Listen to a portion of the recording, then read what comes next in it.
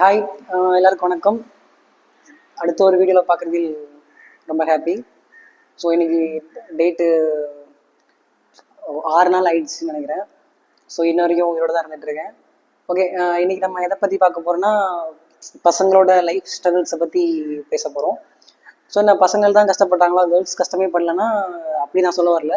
Girls படுற கஷ்டத்தை ஃப்யூச்சரில் நம்ம பேசுவோம், கொஞ்சம் அப்புறம் தான் பேசலாம் கேர்ள்ஸ் படுற கஷ்டத்தை. ஸோ இப்போ நம்ம பசங்களை பற்றி பார்க்கலாம். இப்போ பொதுவாக ஒன்று சொல்லுவாங்க, இப்போ கேர்ள்ஸ் மனசை புரிஞ்சிக்கவே முடியாது. அந்த மாதிரி பசங்க மனசை புரிஞ்சுக்கலாம், ஆனால் எப்படின்னா அவனோட லைஃப்பை புரிஞ்சிக்கவே முடியாது. அது ப்ரெடிக்டே பண்ண முடியாது.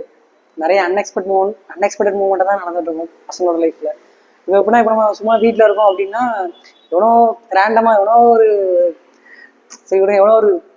ஒருத்தன் வந்து சொல்லுவான் வீட்டில், இந்த மாதிரி ரேஷன் கடையில் அரிசி போடுறான், இல்லை சர்க்கரை போடுறான், பாய்ஸோட லைன்ல கூட்டமே இல்லை, உங்க பையனை இருந்தால் அமுச்சு விட்ருங்க அப்படின்னு தேவையில்லாம சொல்லிட்டு போவான். அது எங்க வீட்டை கூட தெரியாது, ரேஷன் கடையில் இது போடுறான் கூட்டாதுன்னு தெரியாது, மெனக்கெடுத்து சொல்லிட்டு போவானுங்க. ஸோ அதுக்கப்புறம் நம்மளால வீட்டில் நிம்மதியாக இருக்க முடியாது. வீட்டில் சொல்லிட்டே இருப்பாங்க, போ வாங்கிட்டு வான்ட்டு. சரி, ஓகே, வீட்டில் இருந்தால் தான் அந்த மாதிரி இருக்கும்னு பார்த்தா வெளில போனால் அதே மாதிரி தான். எவனாவது ஒருத்தன் வருவான் வந்து நம்ம ப்ரோ வேலைக்கு போலியான்னு கேட்பான். சரி விடுங்க, அது என்ன பண்ணுறது, அதை நம்ம தவிர்க்க முடியாது. அதை நம்ம இந்த கேள்வியெல்லாம் கேட்டுட்டு நம்ம வாழ்ந்தான் ஆகணும். ஓகே, அது மட்டும் இல்லை, இப்போ வேலைக்கு போகிறவங்க கஷ்டம் அதை விட டிஃப்ரெண்டாக இருக்கும். எப்படின்னா அவனுக்கு காலைல ஆஃபீஸ் தூக்கத்துலேருந்து எந்திரிக்கதே பெரிய கஷ்டமாக இருக்கும்.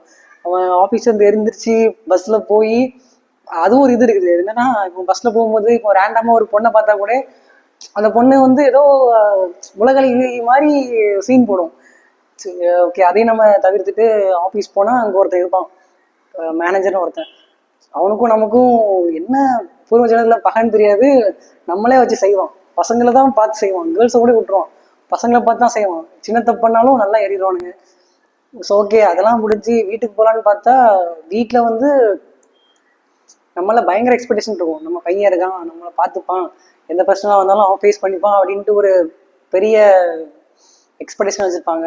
ஸோ அதனாலேயே இந்த பசங்களுக்கு வீட்டுக்கு போகிறதுனாலே பயமாக இருக்கும். அது நம்ம மேலே எக்ஸ்பெக்டேஷன் வச்சுருக்காங்களே, நம்ம என்ன பண்ண போகிறோன்ட்டு எப்பவுமே ஒரு பையனுக்கு அந்த பயம் இருந்துகிட்டே இருக்கும்.